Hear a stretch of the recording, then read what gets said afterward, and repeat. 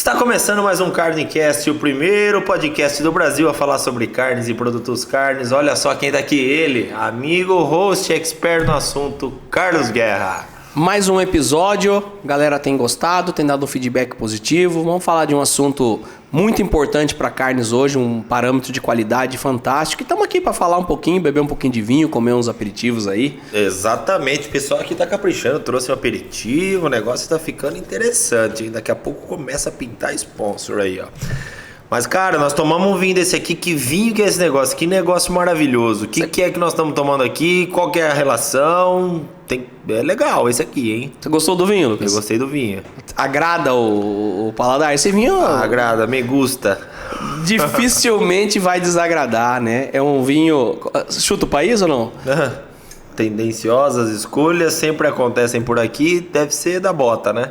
É um vinho italiano da região do Piemonte. É o famoso Barolo, né? Um vinho que a gente faz contas ali para comprar por conta dos altos custos envolvidos com o Barolo, mas é um vinho que agrada bastante e que tem muito a ver com o episódio de hoje. Primeiro que o Barolo é produzido na região do Piemonte, ali na Itália, uma região bem tradicional. Ele é conhecido como o rei dos vinhos italianos ali. Ele não é caro porque o pessoal de lá quer ficar mais rico que das outras regiões para fazer vinho. Ele é caro porque ele é um vinho que demanda um tempo de envelhecimento ali para ele ficar num ponto legal de tomar. Mas é um vinho que tem uma boa acidez, uma acidez muito boa, um tanino bem forte. Mas por que eu trouxe ele para esse episódio? Se você olhar aí para a galera que está assistindo pelo YouTube ou assistindo também pelo Spotify, ele é um vinho que tem uma coloração meio boba, né? Ele engana um pouco pela coloração.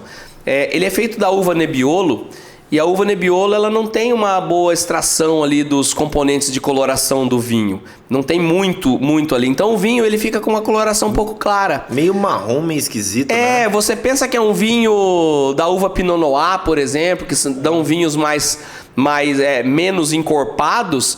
E aí a hora que você toma o vinho, você vê que ele é uma potência de tanino, é uma potência de acidez, é uma potência aromática. Então tem essa pegadinha com a coloração. Se você olhar só a cor do vinho, você vai achar que é um vinho mais jovem, mais ácido, mais brincalhão. E na verdade é um vinho muito gastronômico, um vinho bastante forte, com bastante tanino. E por isso que também ele precisa de um tempo maior de envelhecimento.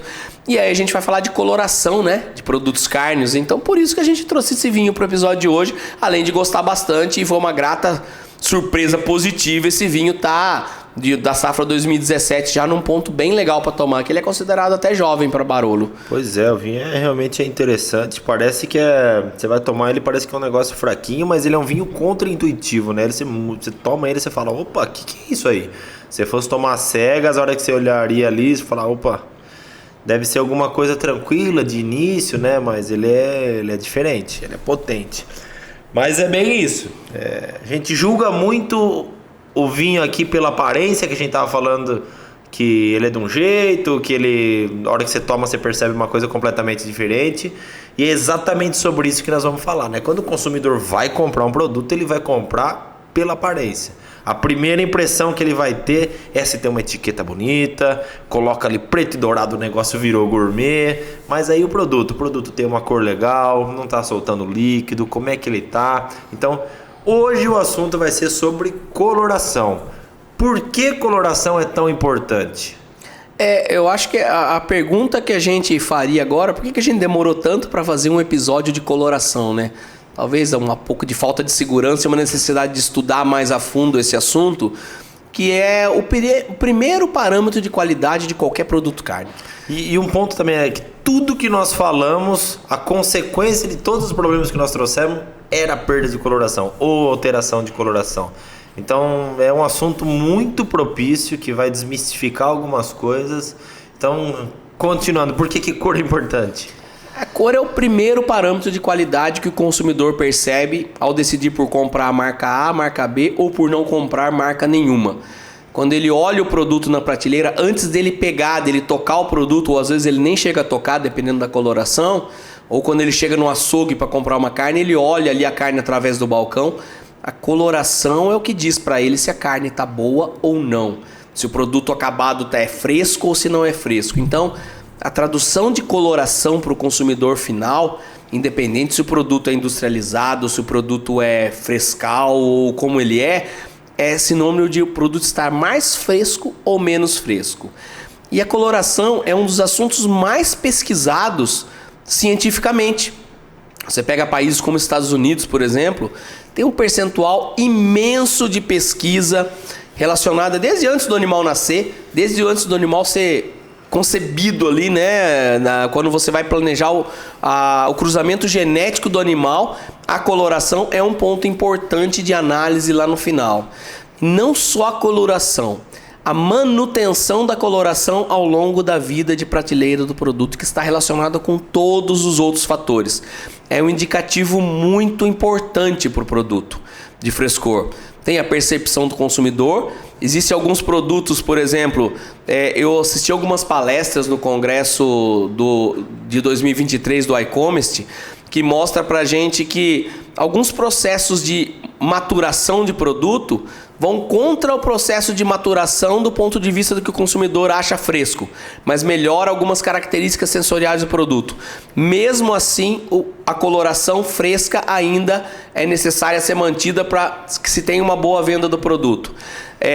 Se pesquisa muitos dados relacionados ao comércio de produtos e em alguns países se pratica descontos em carne frescal baseado na coloração. Ou seja, olha só, o produto ele vai perdendo a coloração vermelha, o consumidor passa a entender que o produto está deixando de ser fresco, então ele é vendido mais barato, para que ele não chegue num ponto onde ele não é mais vendido. Você sabe o que eu tô pensando aqui? Eu acho que cor é o parâmetro mais importante que tem na tomada de decisão para a compra de um produto carne. Porque você sempre fala isso, né? Quando a gente precisa testar alguma coisa, vamos primeiro testar extremos. Então vamos testar extremo com cor. Você tem uma linguiça. Se a linguiça tiver preta, o consumidor compra? Não compra. Não compra. Se a linguiça tiver branca, o consumidor não compra, com exceção se for uma linguiça alemã e tal, não compra. Agora, um segundo ponto que seria aspecto visual de deterioração no produto. O produto tá ali normal. Se ele tiver muita água, muito líquido depositado, o consumidor vai comprar? Eventualmente, depende da promoção. Se o produto tiver completamente seco, o consumidor vai comprar? Vai. Então ainda existe um gradiente ali de tomar a decisão que o cara vai falar assim, vou comprar, não vou comprar. Agora com cor não existe, né? Se o negócio está com mancha amarela, se o negócio está com mancha branca, se ele está perdendo a coloração, se ele está com uma cor muito intensa também, que soa como algo artificial, o consumidor não compra. Então, como a compra, o cara está olhando o produto na embalagem, talvez cor seja realmente o aspecto mais importante da tomada de decisão de um consumidor, se ele vai comprar ou se ele não vai comprar o produto, né? Exatamente. Eu acho a cor também o parâmetro mais importante. Ele define ali shelf life de produto. Você pode fazer a contagem microbiana, você pode fazer índices de acidez, índices de peróxido ali, TBAR, mas a coloração ela diz muita coisa. É o indicativo de qualidade que o consumidor tem, a ferramenta que o consumidor tem de medir a qualidade no momento da compra. Então ela é muito importante, mas a gente tem que parar para pensar o que é cor. O que a gente vê? A cor é a quantidade daquela luz que é refletida, daquele raio que é refletido. Eu estou vendo esse vinho vermelho aqui, é porque ele está refletindo a luz vermelha. Então, é simples você entender o processo de reflexão de cor no produto cárneo, que está intimamente relacionado com uma outra característica importante, que é a capacidade de retenção de água.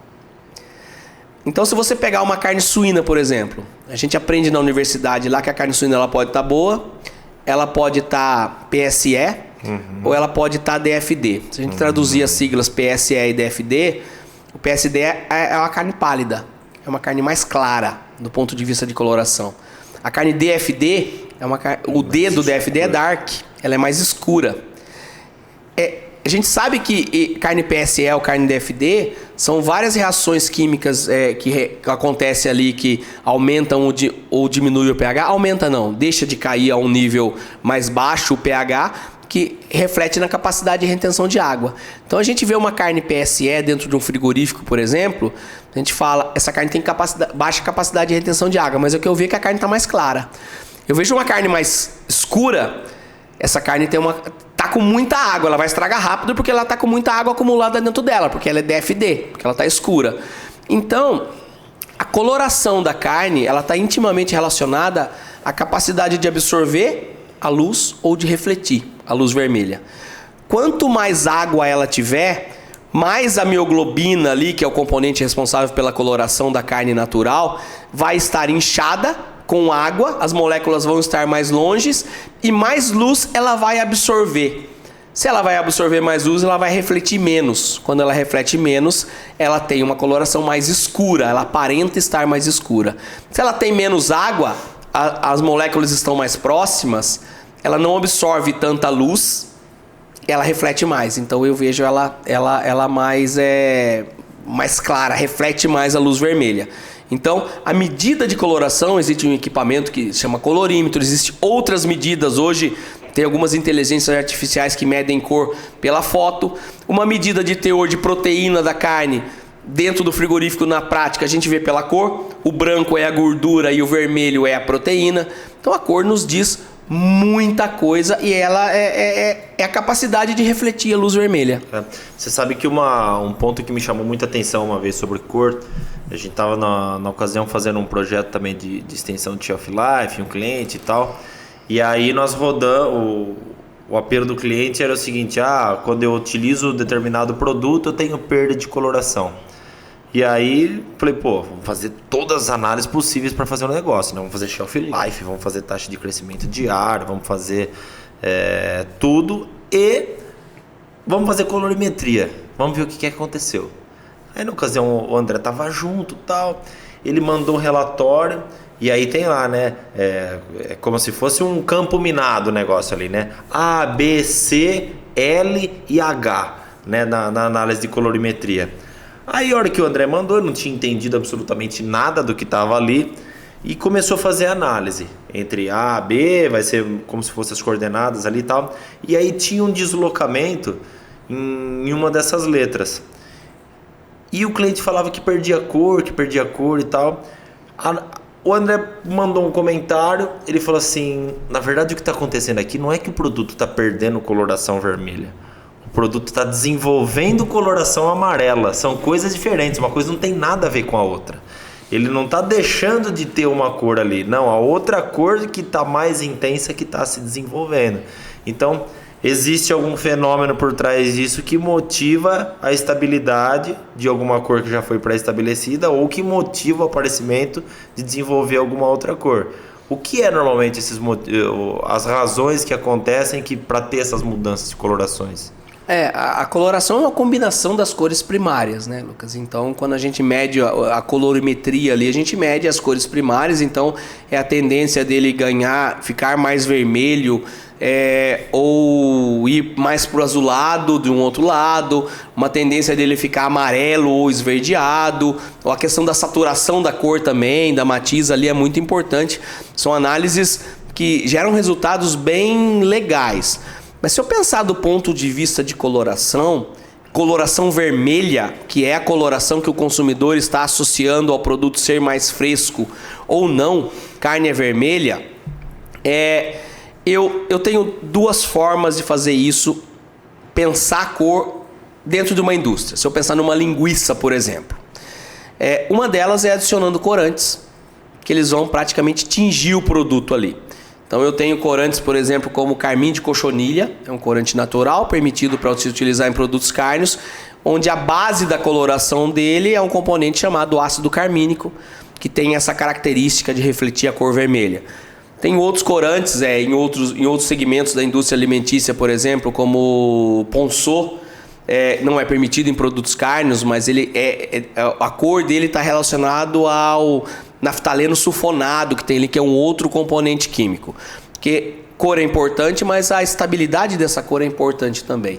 E normalmente os corantes, eles têm uma estabilidade boa na matriz ali. Agora, a cor legal ali é a cor que envolve a molécula de mioglobina da carne, da proteína ali.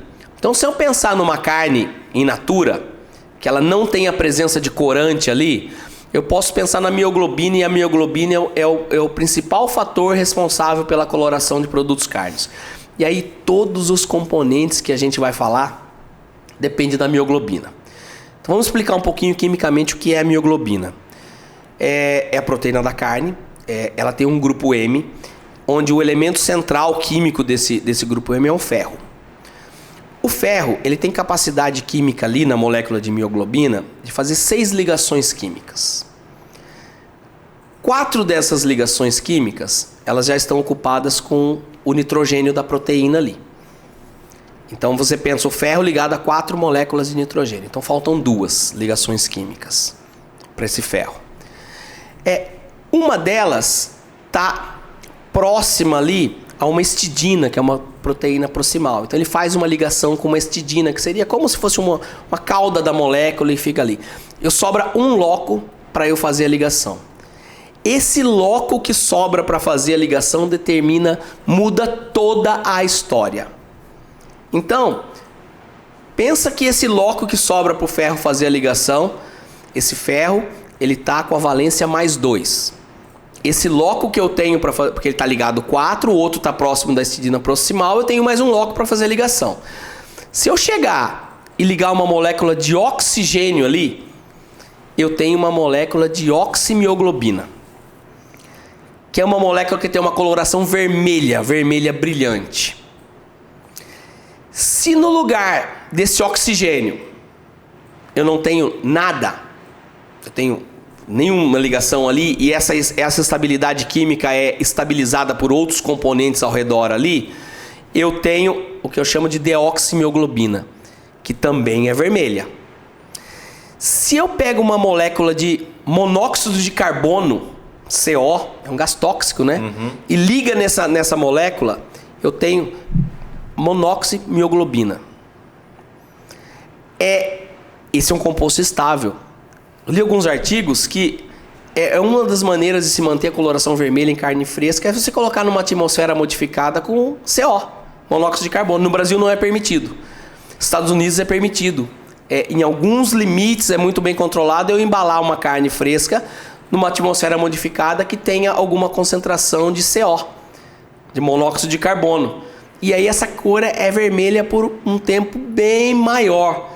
Se eu pego se nesse local eu ligo uma molécula de óxido nítrico, eu vou formar a oxinitrosomioglobina. Olha o componente aí que a gente estuda em carnes, eu não estudo a reação de química para formar o óxido nítrico.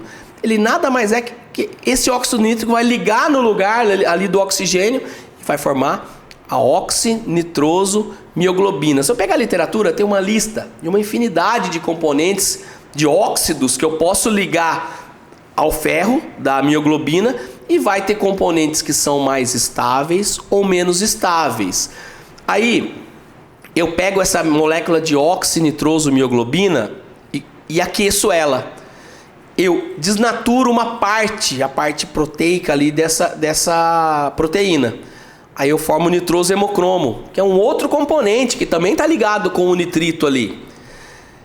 E é um componente rosa e é mais estável. Agora vamos supor que eu não ligo isso a nada. Vem algum elemento do ambiente ali e rouba um elétron desse ferro. Esse ferro que era valência mais 2, eu roubei um elétron, o elétron tem carga negativa, ele passou para ferro mais 3. Aí eu formei a metamioglobina, esse é marrom. Quando eu mudo o ferro 2 para o ferro 3, esse componente passa a refletir a luz marrom. Aí eu tenho a metamioglobina. Se eu pensar isso na prática, o que está acontecendo? Resumindo, qual a função da mioglobina quando ela está no animal? Transportar oxigênio. Ela leva oxigênio. Assim como a hemoglobina leva oxigênio no sangue, a mioglobina transporta oxigênio dentro do tecido.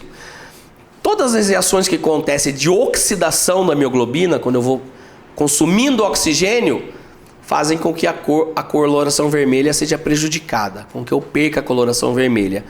Quando um produto estraga microbiologicamente, ele não perde a cor? Sim. Porque o crescimento microbiano demanda um consumo de oxigênio. Ele consome oxigênio. Não existe uma reação química que chama escurecimento enzimático? Sim. Se eu for falar de carnes, esse escurecimento é feito por algumas enzimas que consomem oxigênio. Por isso que ela escurece. O consumo de oxigênio parcial ali demanda uma perda da coloração vermelha. Se eu pensar na prática, uma molécula, uma carne, eu oxigenei ela, eu dei oxigênio para ela ficou vermelho, porque eu formei a oximioglobina. Tirei oxigênio, embalei a vácuo, ela formou metamioglobina, ela ficou marrom. Isso não significa que a carne está estragada, que teve deterioração microbiana. É uma reação química natural. Aí eu coloquei o nitrito. O nitrito força a reação num primeiro momento para oxidação. Ele oxida a mioglobina. O nitrito, NO3, como molécula, ele oxida a mioglobina. Então ele forma a metamioglobina. Só que o nitrito, quando ele oxida, ele forma óxido nítrico, que pode ir lá na outra molécula de mioglobina, ocupar o lugar do oxigênio e formar o componente vermelho, que forma a oxinitroso-mioglobina. Então, se a gente pensar em termos de estabilidade de cor, que é o que eu quero a manutenção, monoximioglobina tem uma estabilidade muito grande, é boa, ela mantém a cor boa, e é por isso que a legislação brasileira não permite se utilizar monóxido de carbono, porque entende que você pode mascarar uma qualidade de uma carne que não é tão fresca com isso. O oxigênio é relativamente estável. O nitroso hemocromo, que é com a mioglobina coagulada, tem uma estabilidade boa. A deoximioglobina nem tanto, ela força a reação com a metamioglobina mais estável. Por isso que na ausência de oxigênio eu tenho uma coloração marrom mais acentuada do que a coloração vermelha. E se eu pensar em carnes onde substâncias antioxidantes mantém a minha coloração vermelha, é justamente porque o antioxidante mantém a solução mantém a mioglobina de uma forma mais oxigenada. Química é difícil de explicar falando, sem ver as reações químicas, sem demonstrar dentro da reação, mas é uma lógica muito clara a formação de coloração com essa relação com a mioglobina, e à medida que oxida, perde a cor, porque eu tenho o consumo de oxigênio. Tá, mas de tudo que a gente está falando até agora, está relacionado à perda de coloração. Então, quando tem crescimento microbiano, perde a coloração, porque o micro-organismo consome oxigênio, e o oxigênio quem catalisa, vamos dizer assim, a reação de oxidação, que vai conseguir favorecer a perda de coloração. Mas e no contrário, se a gente pensar agora num exemplo contrário, nós já vimos alguns casos de desenvolvimento de coloração, que é completamente o contrário de tudo que a gente está falando agora. Então, vamos imaginar um peito de frango, quando ele passa a começar a oxidar, ele desenvolve uma coloração avermelhada, rosada ali no meio. Isso é completamente contrário àquilo que a gente está falando. Como que é o mecanismo? O que é que acontece? E você sabe que esse é um case que tem bastante gente que estuda. O mecanismo disso aí ainda não é claro para muita gente, porque ele vai na contramão, né? Uhum. Enquanto a carne vermelha, a carne suína, a carne bovina oxida e perde cor, carne de frango e a carne de peixe também, às vezes desenvolve cor. E essa coloração, Lucas, ela chega ao ponto de ser termoestável. Você cozinha um peito que oxidou e ficou vermelho, e essa coloração vermelha não é degradada pela temperatura. Existem algumas teorias para explicar isso aí. Uma das teorias é que a carne de frango ela pode ter uma quantidade de nitrito residual no músculo ali maior durante um abate. E aí, se você, por conta de alimentação, por conta de água, o metabolismo o frango é abatido muito mais rápido do que um suíno, do que um bovino. E esse nitrato residual ali, se for nitrato, ele pode ter ação de algum micro-organismo que produz nitrato redutase. Esse nitrato redutase transforma em nitrito. Seria uma reação residual de cura ali. Aí eu formaria a oxinitroso-mioglobina ali, que eu teria uma cura. Tanto que quando apareceram alguns problemas, a gente desconfia sempre, em algum momento contaminou com nitrato, porque o produto parece estar curado. Sim. Porque você cozinha, a coloração vermelha não sai. Mas existem algumas outras teorias também que contradizem essa aí, ou dizem que essa aí não é a única teoria, ou não é o único fator que acontece para a coloração do peito rosa, na carne de frango rosa. Os fatores mais importantes de coloração vermelha da carne de forma natural é a mioglobina e a hemoglobina. Você tem hemoglobina ali também, elas são responsáveis por transportar oxigênio, eu já disse, uma no sangue e outra no músculo. Mas você tem um outro componente ali que é o citocromo, que também é uma molécula parecida com a molécula de mioglobina ali, que tem o grupo M também, o citocromo C, para ser mais exato. Ele também é um fator importante de coloração. E ele, quando ele oxida, ele forma um componente vermelho e muito estável. Então, como em carnes brancas a concentração de mioglobina é mais baixa, é menor, a influência da mioglobina num frango é menor do que a influência da mioglobina num bovino. Uhum. Então, o fator citocromo C passa a ser bastante importante para essa reação. E ao oxidar, ele forma um componente vermelho termoestável, pelo menos a temperaturas aí de cocção de 60, 70 graus. E aí isso seria a causa desse vermelho, desse rosado, desse pink, quando o produto passa por processo de oxidação. Existem vários estudos, ainda pesquisando, em que condições que esse componente é oxidado, como que acontece, e também a questão da influência residual de nitrato ou nitrito numa carne ali. Mas sabe-se que isso está muito relacionado a uma faixa de pH, em torno de 5,5, 5,6, que é o que a gente vê na prática que as indústrias fazem, né? Elas medem o pH e prevê se esse produto vai ficar rosa ou não, as indústrias de frango principalmente, né? Se eu vou ter incidência de peito rosa ou não, está relacionado ao pH do produto, mas está envolvido com uma questão de nitrito, nitrato residual e oxidação do citocromo C. Opa, então eu já peguei a primeira que você falou assim, isso aí quando oxida normalmente perde a coloração. Tudo bem. Aí você contornou agora, eu falei, então e nesse caso aqui, que está desenvolvendo coloração, o que é? Agora você linkou, que pode ser que nitrito redutase ou alguma coisa assim.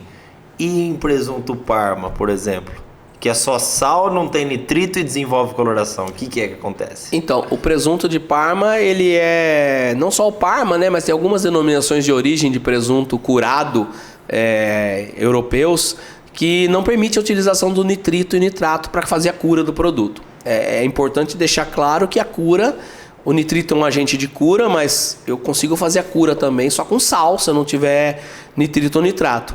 Mas é interessante que a coloração que o produto desenvolve, mesmo na ausência de nitrito, embora desenvolva um tempo maior, demore um tempo maior para ela acontecer, é reação exatamente similar à reação de nitrato.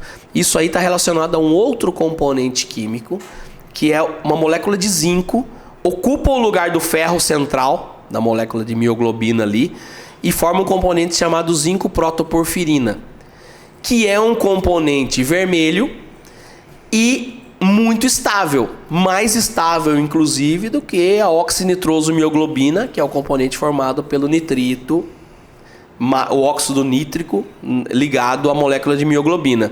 Mas no lugar do ferro sai o ferro e entra um outro metal que é o zinco. Por isso que em produções de produto onde não se permite a adição de nitrito e nitratos, agentes de cura ali, eu utilizo sais enriquecidos com zinco, para que eu tenha um tempo para que forme a zinco protoporfirina. Essa reação ela não é rápida, ela depende de um tempo, mas tempo esse que eu tenho em produtos curados como presunto de Parma, presunto serrano, ibérico serrano e tantos outros que a gente tem por aí. Consigo estabilidade microbiológica para o produto ter uma atividade de água bem baixa, consigo desenvolvimento de cor, então realmente são produtos que eu não tenho a necessidade da utilização do nitrito e nitrato, que é um componente bastante polêmico. A gente já falou de nitrito e nitrato em vários episódios aqui do Carnicast. Sim. Então, na verdade, um grande apanhado sobre coloração, a regra que não há regra. Porque você pode ter perda de coloração sim, por exemplo, num eventual avanço microbiano, que o micro-organismo consome oxigênio e na ausência de oxigênio isso daí prejudica lá a formação de oximiglobina. Você pode ter um desenvolvimento ali proveniente de alguma parte de algum resíduo de nitrito redutase ou nitrato redutase que tem a formação dessa coloração. Exemplo, por exemplo é ótimo, né? A exemplo de peito de frango, né? Que aí a gente não está falando muito nada relacionado propriamente ao crescimento microbiano e ao potencial de oxigênio ali dentro. Mas você pode não ter nada de nitrito, não ter nada de micro-organismo, e aí por meio de força iônica, por meio de alguns íons que está ali dentro, exemplo do zinco, ter também o desenvolvimento de coloração.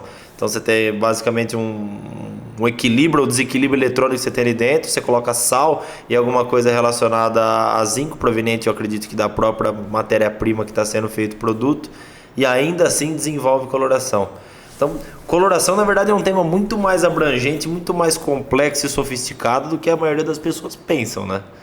E apesar de ter sido pesquisado ao longo de muito tempo, tem muito a se pesquisar no campo de coloração ainda. Como manter, como não manter, inclusive a relação que o consumidor tem com a questão de coloração. Porque uma carne maturada, por exemplo, às vezes ela não tem a coloração vermelha que aparenta estar fresca, mas sensorialmente ela está até melhor. Inclusive tem alguns trabalhos que mostram a questão coloração numa ponta de uma pirâmide e as questões sensoriais do outro lado da balança, em uma pirâmide ali. Então é muito complexo.